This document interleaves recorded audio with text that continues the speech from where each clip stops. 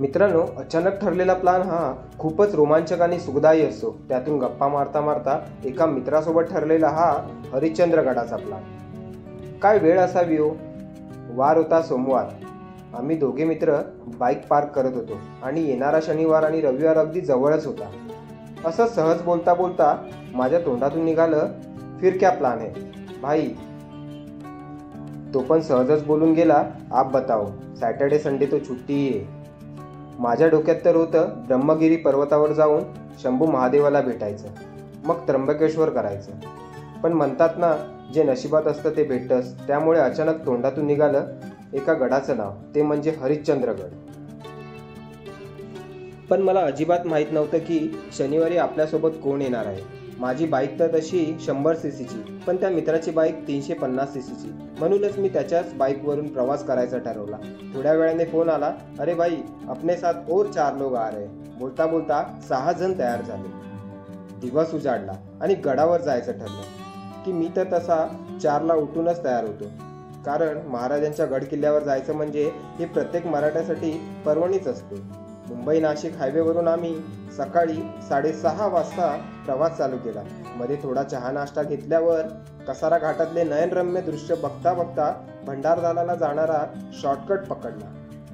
Bridge खालून उजव्या बाजूने वळून सरळ घाट पकडून कळसुबाई शिखराच्या दिशेने आमचा प्रवास सुरू होता। आम्हाला राजूरला पोचायचे होते आणि मग तिकडून हरिश्चंद्रगडाच्या पाचनाई गावात, कारण हाच सोपा मार्ग होता। नमस्कार मित्रांनो, आत्ताच आम्ही चेकपोस्ट पार केलेला आहे।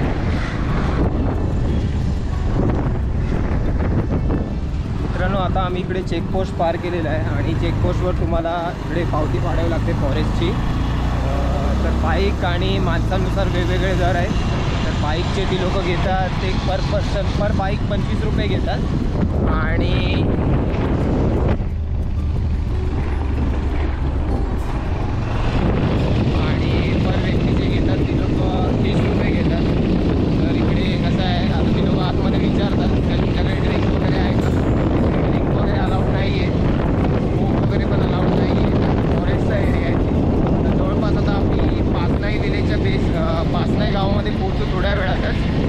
विलेजमध्ये जवळपास इकडून 7 ते 8 किलोमीटरचं डिस्टन्स आहे।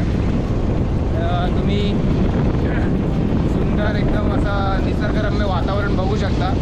जवळपास वाजलेले आहेत 12:30 ते 1 वाजलेले आहेत आणि लवकरच आता आम्ही पोहोचू बेस विलेजला आणि तिकडून मग ट्रेक चालू करू।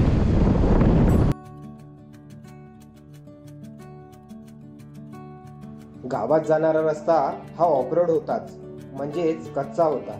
त्यामुळे धुळा उडवत आम्ही गडाच्या पायथ्याशी पोहोचणार होतोच आणि सह्याद्रीचे जबरदस्त असे डोंगर बघून मन भारावून गेले होते। त्यातून मनात एक विचार चालू होता, स्टे कुठे करायचा। चटकन एक घर दिसले आणि तिकडे लिहिले होते सह्याद्री कॅम्पिंग म्हणून। आम्ही आमच्या बाईक आत पार्किंग मध्ये नेल्या आणि पुढची प्लॅनिंग केली।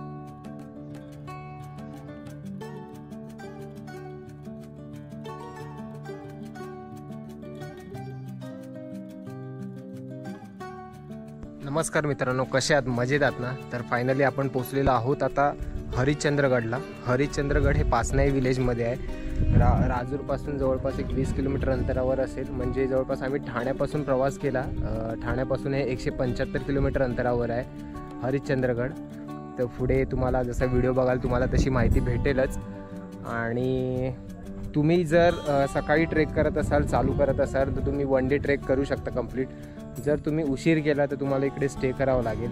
जर स्टे करावं लागेल तर आम्ही तोच प्लॅन करून त्या हिशोबाने आम्ही इकडे ट्रेकसाठी आलेलो आहोत आणि पाचनाई विलेजमध्ये पोचलेलो आहोत। आणि तुम्ही माझ्या मागे बघू शकता हरिश्चंद्रगड कोकणकडा। आता आम्हाला इकडून ट्रेक चालू करायचा आहे ह्या साईडनी आणि त्याच्यासाठी आम्ही आधी बॅगा वगैरे ह्या घेऊन आलेलो होतो। खूप काही खायचं वगैरे आणि इकडे खायची पण सोय आहे, राहायची सोय आहे, सगळ्या गोष्टींची सोय आहे। तर आता इथे आम्ही सगळे बॅगा वगैरे थोडा नाश्ता वगैरे करू आणि मग ट्रेकसाठी स्टार्ट करू। तर तुम्हाला दाखवतो हे लोकेशन आहे। ह्या लोकेशनला आम्ही थांबलेलो आहे इकडे। सह्याद्री हॉटेल अँड कॅम्पिंग ह्या 3 बाईक आहेत। पाठच्या साईडला तुम्हाला वॉशरूम भेटेल आणि इकडे रात्री आपल्याला जेवण पण भेटणार आहे आणि बोनफायर पण भेटणार आहे। तर आता चला आता आपण पुढे जाऊया आणि हरिश्चंद्रगडचा सफर आज चालू करूया. मित्रांनो, फायनली आपण पोचलेलो आहोत गडाच्या गेटवर, म्हणजे एंट्रन्स पॉईंटवर पोचलेलो आहोत. आता तुम्हाला मी आता एंट्रन्स पॉईंट दाखवतो. हा पूर्ण पाचनाई विलेजमध्ये आहेत. मागे काही मित्र आहेत 3-4 माझ्यासोबत आहे.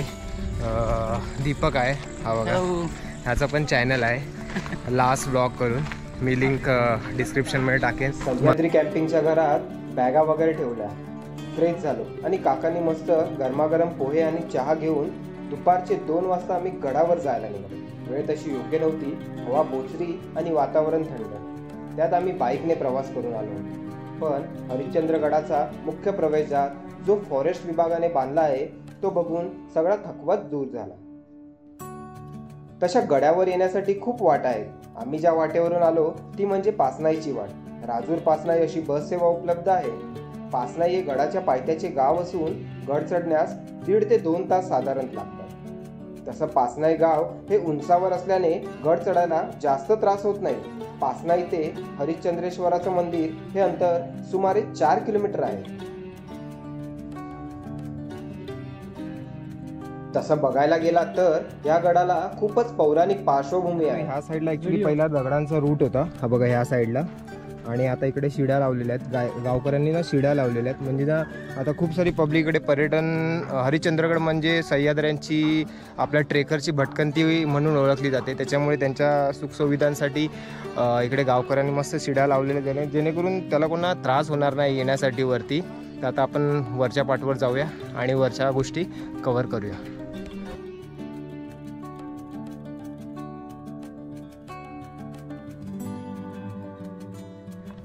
मित्रांनो, फायनली आपण हळूहळू पोचत आहोत सह्याद्रीच्या कुशीमध्ये. खूप आनंद होतो आहे. डिसेंबर महिना आहे आणि शेवटचा महिना ह्या वर्षाचा अखेर आहे आणि आपली ट्रिप पण अशी प्लॅन झालेली आहे हरिश्चंद्रगडाची. एकदम अचानकमध्ये प्लॅन झालेली आहे. नवीन मित्र, नवीन गड आणि आपली जुनी सह्याद्री.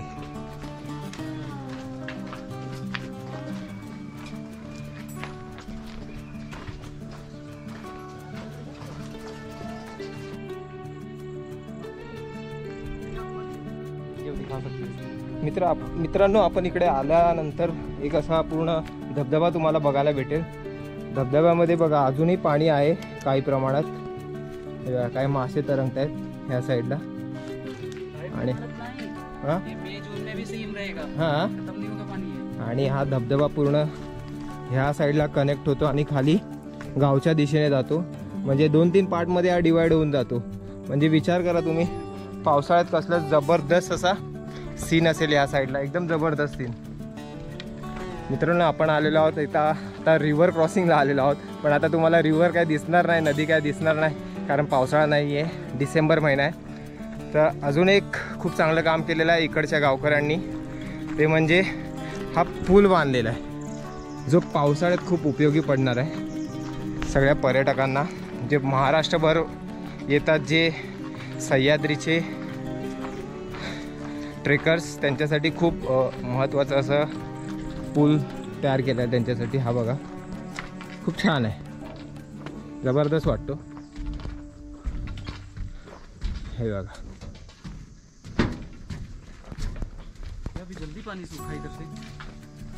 आता इकडे मी काही गोष्टी बघितल्या, थोड्या ऑब्झर्व केल्या, की इकडे आता मस्त कॅम्पिंग वगैरे खूप छान प्रकारे होते.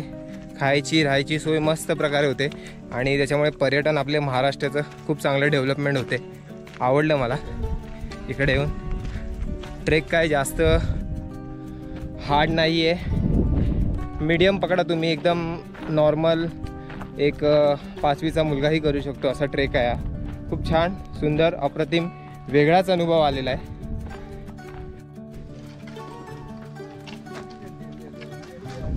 मित्रांनो, फायनली आपण पोचलेलो आहोत कोकण कड्यावर आणि आपलं स्वप्न पूर्ण झालेलं आहे, स्वप्नपूर्ती झालेली आहे कोकण कडा बघण्याची. पावसाळ्यात हे दृश्य नयनरम्य एकदम वाटत असेल, हरकत नाही. हिवाळा आहे, हिवाळ्यात ते नयनरम्य वाटते. फक्त पावसाचं, पाण्याचं आपल्याला दर्शन भेटणार नाही आहे, पण आपला हा भगवा झेंडा असाच फडकत राहणार आहे. आणि हा कोकणकडा आणि ही सह्याद्री.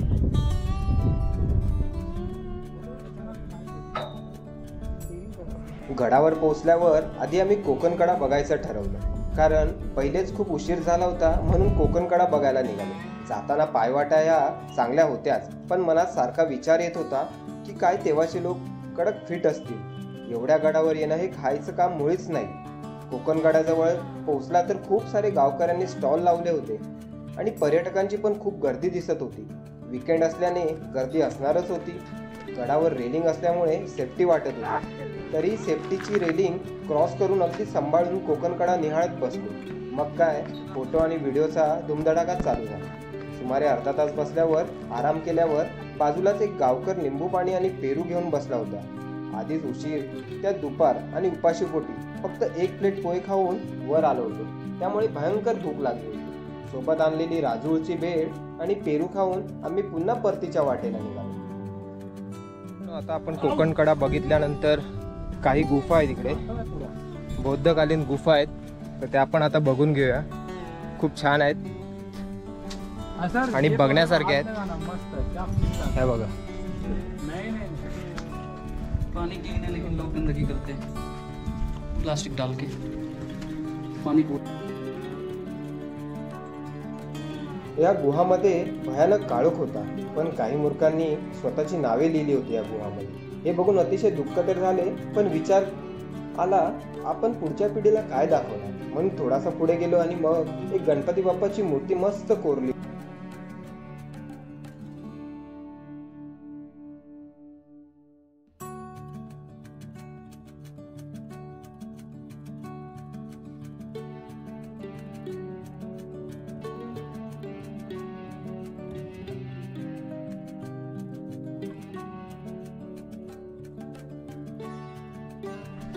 मित्रांनो, कोकणकडा बघितल्यानंतर आता आपण केदारेश्वरचं, जे हरिश्चंद्रगडावरचं मुख्य आकर्षण म्हणजे केदारेश्वर मंदिर, आपल्या शंभू महादेवाचं मंदिर, अतिप्रसन्न वाटते. पुष्करणी तलाव, या 2-3 गोष्टी आणि इकडचे ज्या प्राचीन वास्तू आहेत त्यात आपल्याला बघायच्यात. तर आता जेवढ्या गोष्टी पॉसिबल होतील तेवढ्या गोष्टी मी व्हिडिओमार्फत दाखवण्याचा आणि त्याची माहिती देण्याचा नक्कीच प्रयत्न करेन. तर चला आता आपण या गोष्टी पण फटाफट एक्सप्लोर करूया. वाजत आलेले आहेत 5 आणि आता आपण लवकरात लवकर सगळ्या गोष्टी बघून मोकळे होऊया. आधी पाण्यातली शिवलिंग बघायचे ठरवले म्हणून सगळेजण त्याच दिशेने निघालो. एक एक करून सगळेजण शिवलिंगच्या दर्शनासाठी गेले, पण पाणी थंड असल्याने माझी काही हिंमत झाली नाही. या गुहेत 1 मीटर उंच आणि 2 मीटर लांब शिवलिंग आहे. ही गुहा खरं तर 4 खांबावर तोलली होती, पण सद्यस्थितीतील एकच खांब शाबूत आहे. शिवलिंगाचे दर्शन घेतल्यावर सगळ्यांनी आपला मोर्चा हा हरिश्चंद्रेश्वराच्या दिशेने वळवला.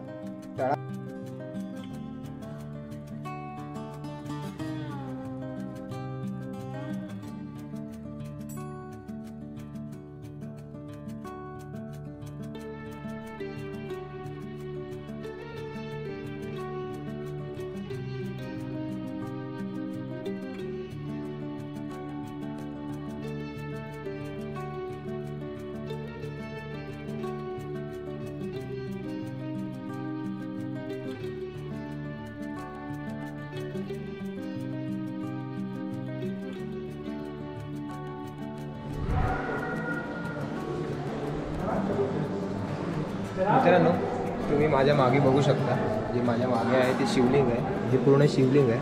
त्याच्यामध्ये 4 युगाचं वर्णन केलेलं आहे. हे बघा, 1, 2, त्या साईडला 1, 3 आणि हा 1 चौथा. ठीक आहे. आणि ही शिवलिंग यामध्ये पाणी बघा, तुम्ही पाण्याची लेवल एकदम बघू शकता. इकडे पण खूप सारे शिवलिंग बनलेले आहेत. हे बघा या साईडला.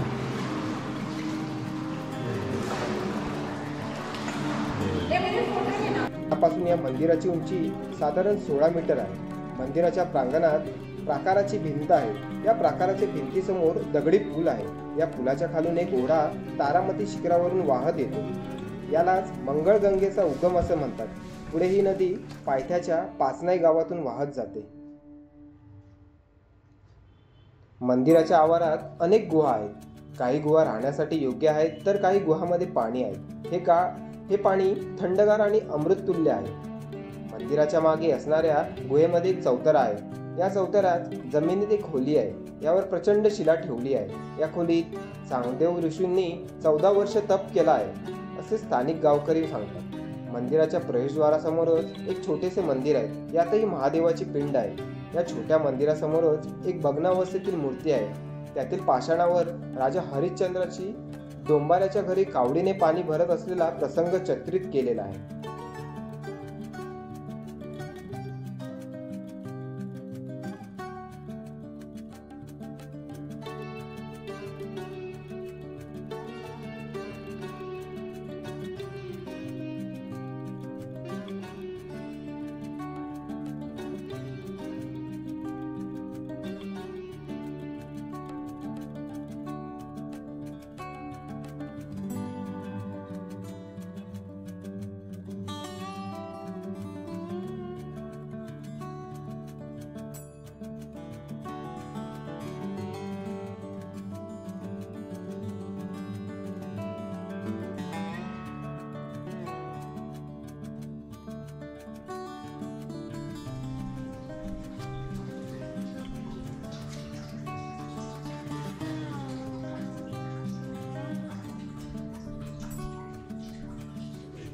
मित्रांनो, आता आपण केदारेश्वर मंदिराचं आणि शिवलिंगाचं दर्शन घेतल्यानंतर आता आपण बाजूला पुष्करणी तलाव आहे, ती गोष्ट पण बघून घेऊया। मंदिर खूप छान आहे, आता एकदम प्राचीन मंदिर आहे आणि शिवलिंग तसं काय तुम्ही विचारूच नका, तुम्ही स्वतः येऊन इकडे बघा, त्याच्यानंतर स्वतः आल्यानंतर जे फील येतं तुम्हाला एकदम अविस्मरणीय।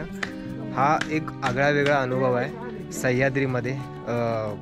जे लोक भटकंती करत असतात त्यांच्यासाठी ती ही वेगळीच पर्वणी आहे। खूप छान आहे, अतिसुंदर, अतिप्रतिम, एकदम मस्तच।